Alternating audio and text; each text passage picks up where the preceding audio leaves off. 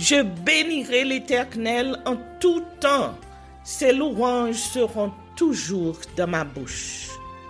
Oh, j'aime qu'on ait un problème. Et puis qu'elle est content comme ça. Ah, m'pas caché, Dio.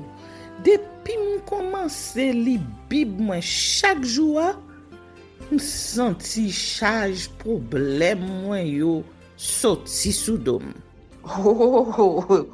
Si c'est comme ça, moi pour aller couvrir acheter un bib. Dégagez au marché. Mais en attendant, ou qu'attendez radio-télévision d'espoir? Radio Vision d'Espoir. Oh, moi t'attendais une annonce comme ça, oui. Mais qui ça a te dit?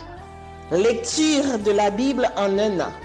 Une émission qui vous accompagne à la découverte des trésors cachés de la parole de Dieu sur Radio Télévision d'Espoir.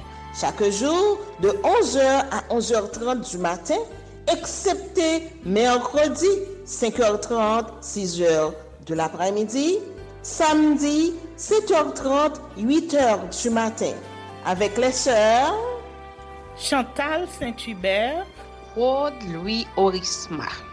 Et votre servante, Maudeline Maurice Hilaire.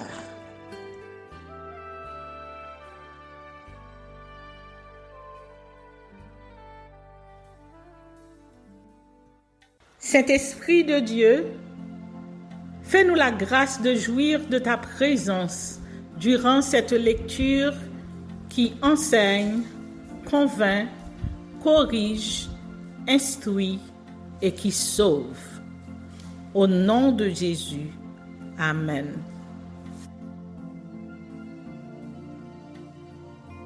Nombre chapitre 7.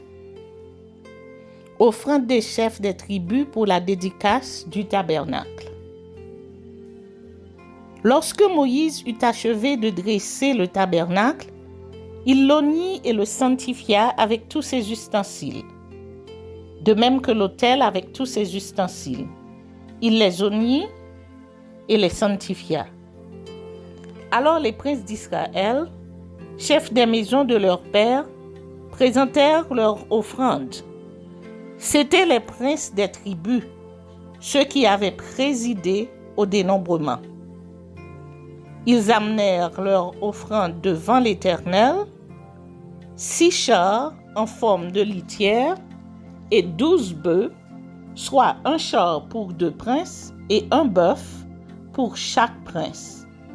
Et ils les offrirent devant le tabernacle. L'Éternel parla à Moïse et dit: Prends de ces choses, afin de les employer pour le service de la tente d'assignation. Tu les donneras aux Lévites, à chacun selon ses fonctions. Moïse prit les chars et les bœufs, et il les remit aux Lévites. Il donna 2 chars et 4 bœufs aux fils de Gershom, selon leurs fonctions. Il donna 4 chars et 8 bœufs aux fils de Merari, selon leurs fonctions, sous la conduite d'Ithamar, fils du sacrificateur Aaron. Mais il n'en donna point aux fils de Kehath, parce que selon leurs fonctions, ils devaient porter les choses saintes sur les épaules. Les princes présentèrent leur offrande pour la dédicace de l'autel, le jour où on l'oignit. Les princes présentèrent leur offrande devant l'autel. L'Éternel dit à Moïse: Les princes viendront un à un et à des jours différents présenter leur offrande pour la dédicace de l'autel. Celui qui présenta son offrande le premier jour fut Nachshon, fils d'Amminadab, de la tribu de Juda. Il offrit un plat d'argent du poids de 130 cycles, un bassin d'argent de 70 cycles, selon le cycle du sanctuaire, tous deux pleins de fleurs de farine pétrie à l'huile pour l'offrande. une coupe d'or de 10 cycles, pleine de parfums, un jeune taureau, un bélier, un agneau d'un an pour l'holocauste, un bouc pour le sacrifice d'expiation et pour le sacrifice d'action de grâce, 2 bœufs, 5 béliers, 5 boucs, 5 agneaux d'un an. Telle fut l'offrande de Nachshon, fils d'Aminadab. Le second jour, Netaniel, fils de Tsuar, prince d'Issachar, présenta son offrande.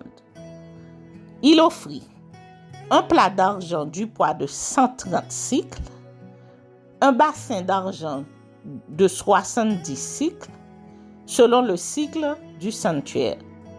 Tous deux pleins de fleurs de farine pétrie à l'huile pour l'offrande. Une coupe d'or de 10 cycles, pleine de parfums, un jeune taureau, un bélier, un agneau d'un an pour l'holocauste, un bouc pour le sacrifice d'expiation et pour le sacrifice d'action de grâce, 2 bœufs, 5 béliers, 5 boucs, 5 agneaux d'un an. Telle fut l'offrande de Netaniel, fils de Tsuar. Le 3e jour, le prince des fils de Zabulon, Eliab, fils de Hélon, offrit un plat d'argent du poids de 130 cycles, un bassin d'argent de 70 cycles, selon le cycle du sanctuaire. Tous deux pleins de fleurs de farine pétrie à l'huile pour l'offrande. Une coupe d'or de 10 cycles, pleine de parfums, un jeune taureau, un bélier, un agneau d'un an pour l'holocauste, un bouc pour le sacrifice d'expiation et pour le sacrifice d'action de grâce, 2 bœufs, 5 béliers, 5 boucs, 5 agneaux d'un an.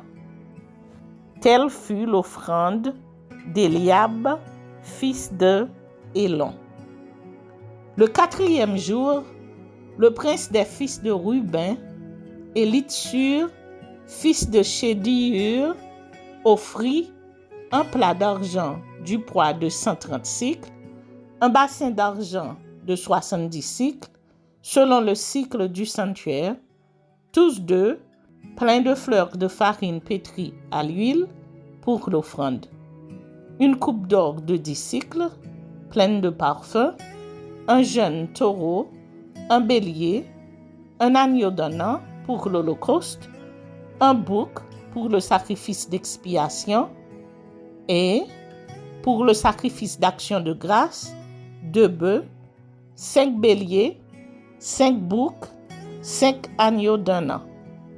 Telle fut l'offrande d'Élitsur, fils de Chédiur. Le 5e jour, le prince des fils de Siméon, Skelumiel, fils de Suriskadaï, offrit un plat d'argent du poids de 130 cycles, un bassin d'argent de 70 cycles, selon le cycle du sanctuaire, tous deux pleins de fleurs de farine pétrie à l'huile pour l'offrande. Une coupe d'or de 10 cycles, pleine de parfums, un jeune taureau, un bélier, un agneau d'un an pour l'holocauste, un bouc pour le sacrifice d'expiation et pour le sacrifice d'action de grâce, 2 bœufs, 5 béliers, 5 boucs, 5 agneaux d'un an. Telle fut l'offrande de Shelumiel, fils de Tsurishadai. Le 6e jour, le prince des fils de Gad, Eliasaph, fils de Denuel, offrit un plat d'argent du poids de 130 cycles, un bassin d'argent de 70 cycles, selon le cycle du sanctuaire. Tous deux, pleins de fleurs de farine pétrie à l'huile pour l'offrande. Une coupe d'or de 10 cycles, pleine de parfum. Un jeune taureau, un bélier, un agneau d'un an pour l'holocauste.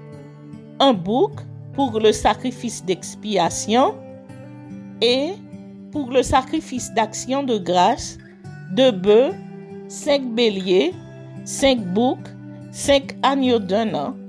Telle fut l'offrande d'Eliasaph, fils de Déuel.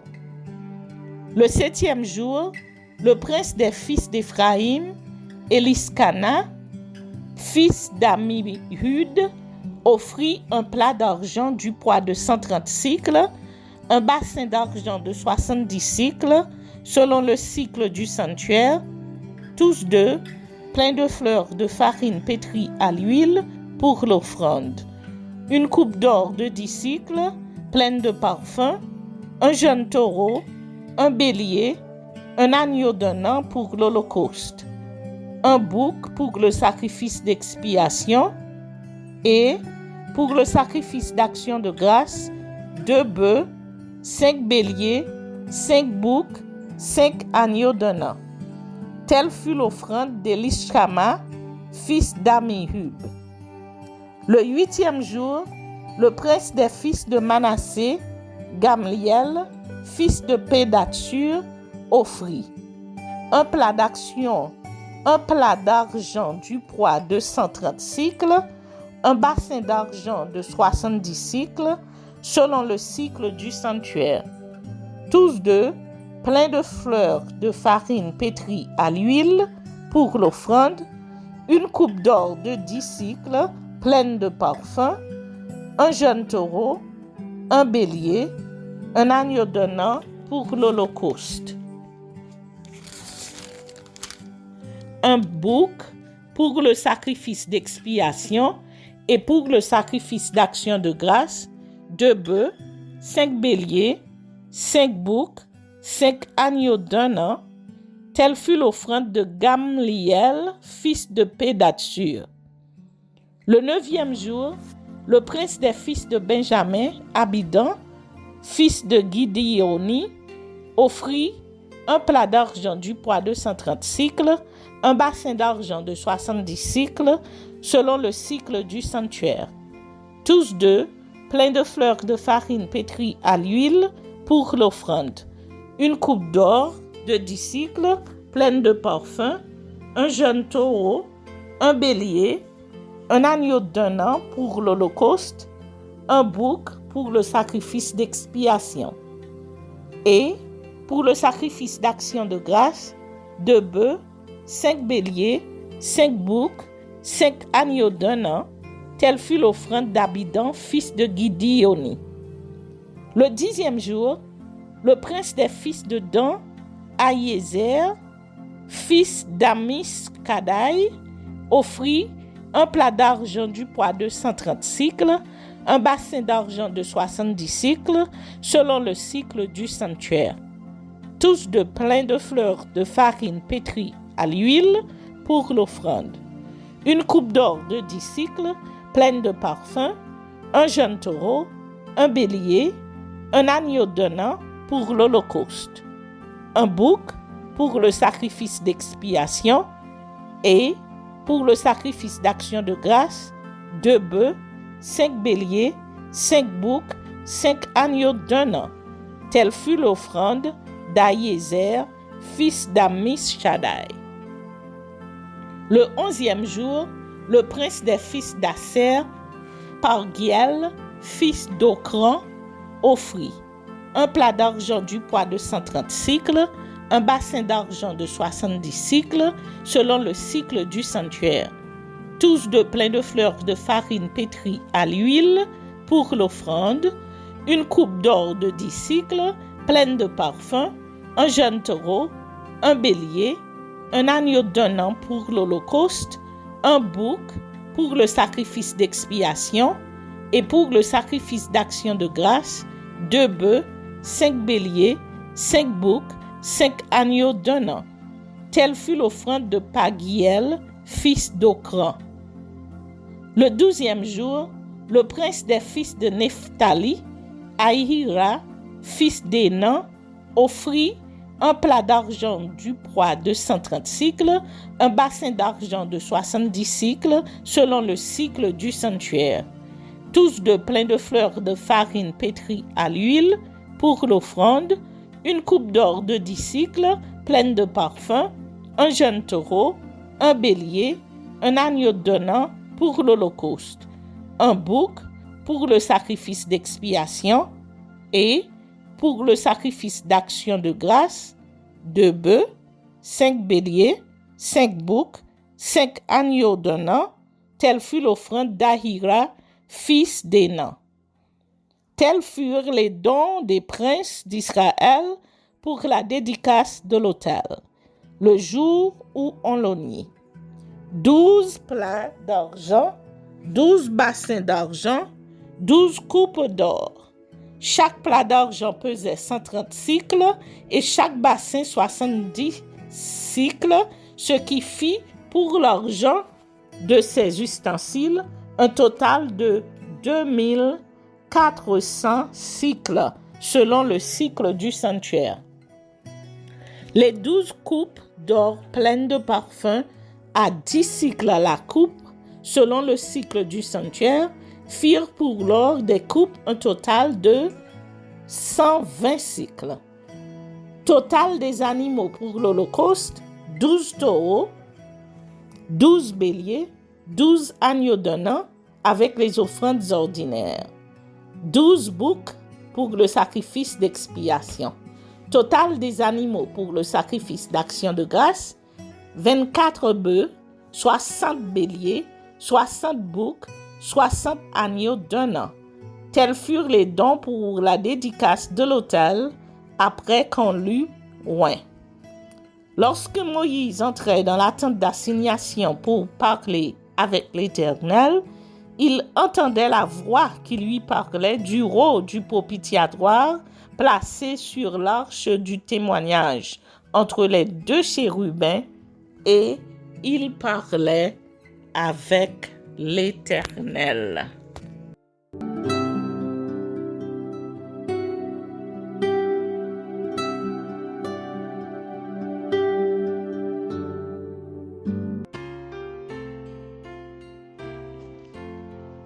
Proverbe chapitre 16. Les projets que forme le cœur dépendent de l'homme, mais la réponse que donne la bouche vient de l'Éternel.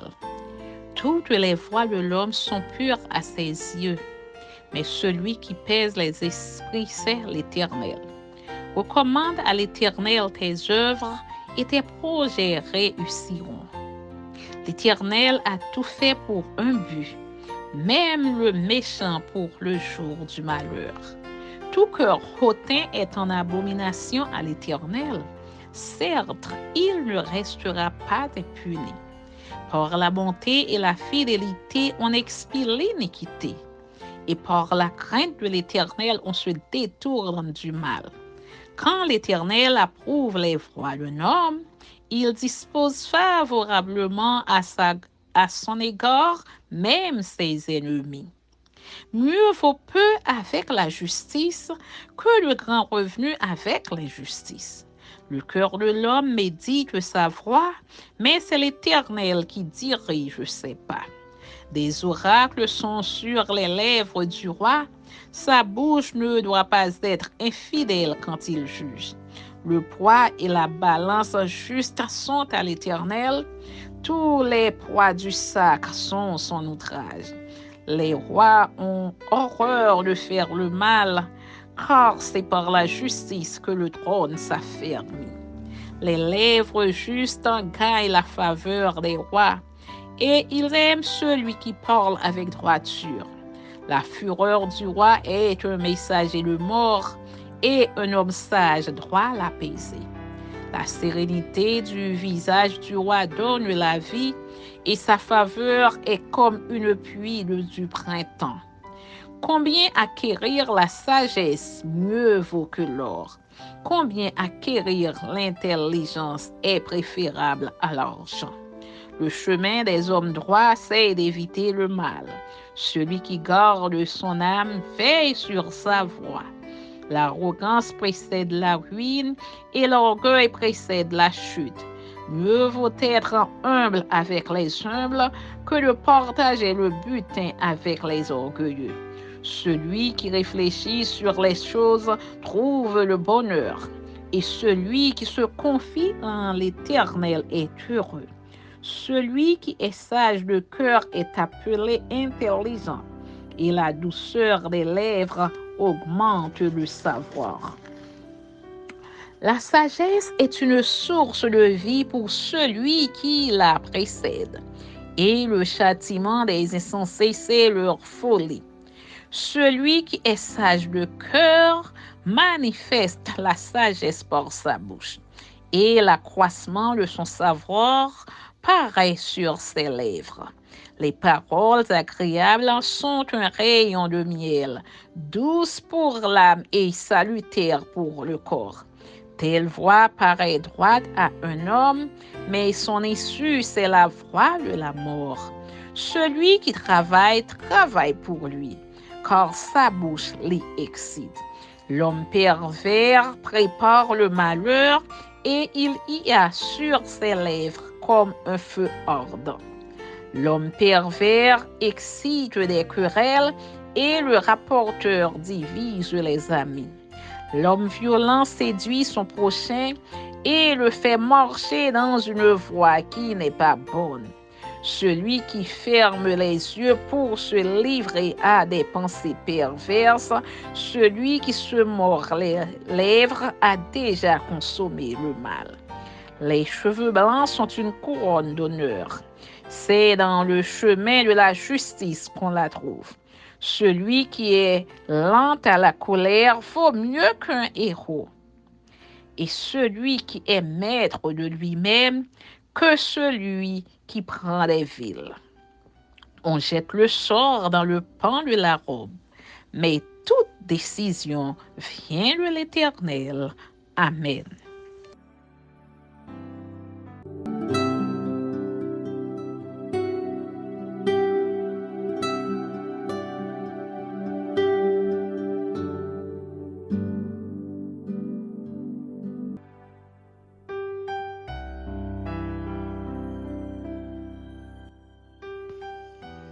Jean chapitre 20.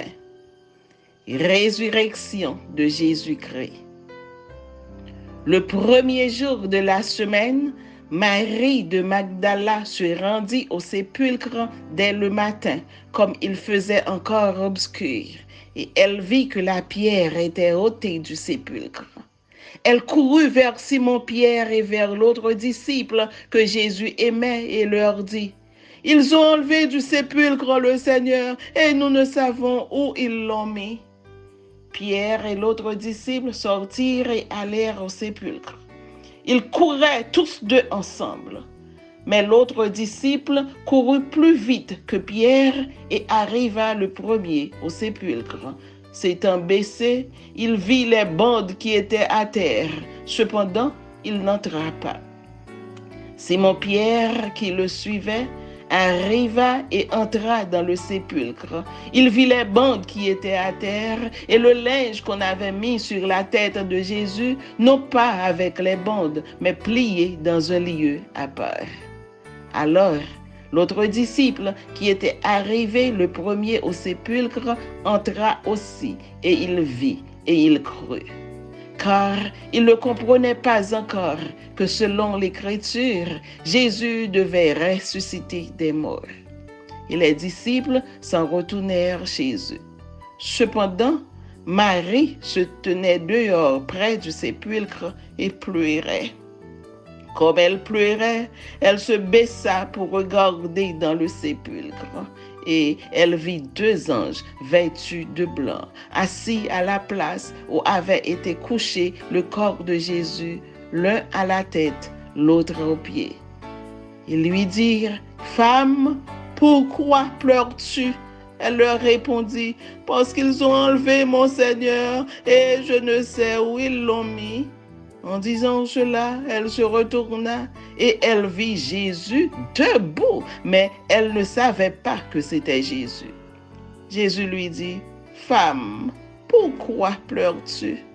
Qui cherches-tu? » Elle pensa que c'était le jardinier, lui dit, « Seigneur, si c'est toi qui l'as emporté, dis-moi où tu l'as mis et je le prendrai. » Jésus lui dit, « Marie. » Elle se retourna et lui dit en hébreu, « Rabouni », c'est-à-dire « maître ». Jésus lui dit, « Ne me touche pas, car je ne suis pas encore monté vers mon Père. Mais va trouver mes frères et dis-leur que je monte vers mon Père et votre Père, vers mon Dieu et votre Dieu. » Marie de Magdala alla annoncer aux disciples qu'elle avait vu le Seigneur et qu'il lui avait dit ces choses.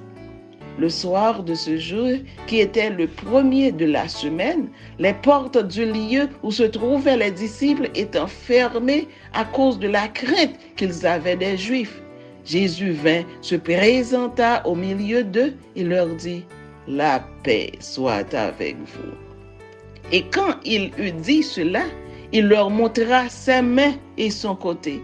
Les disciples furent dans la joie en voyant le Seigneur.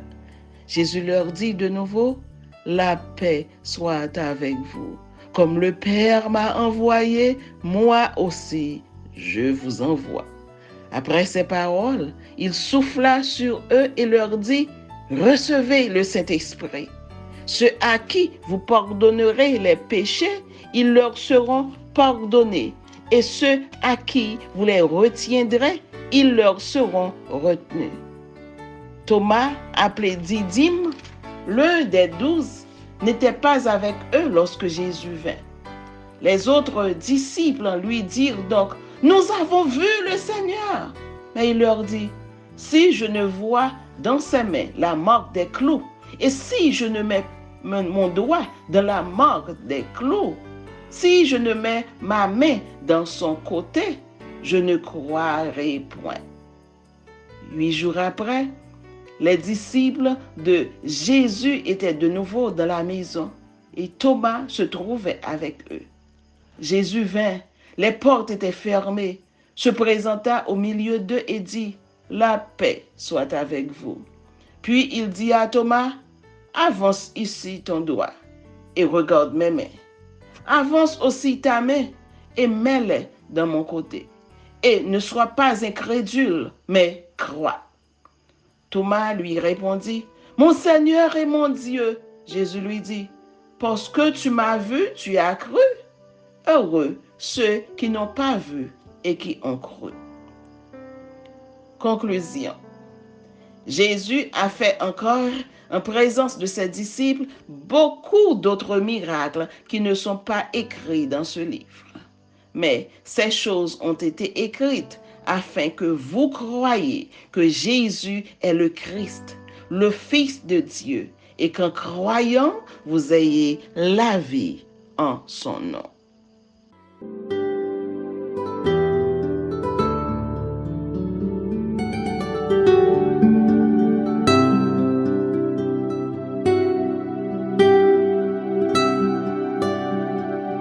Merci Seigneur de nous donner le discernement dans la lecture de ta parole, que nous y prêtions attention afin d'appliquer notre cœur à la sagesse. Amen. Que celui qui a des oreilles pour entendre, entende, et que celui qui lit fasse attention.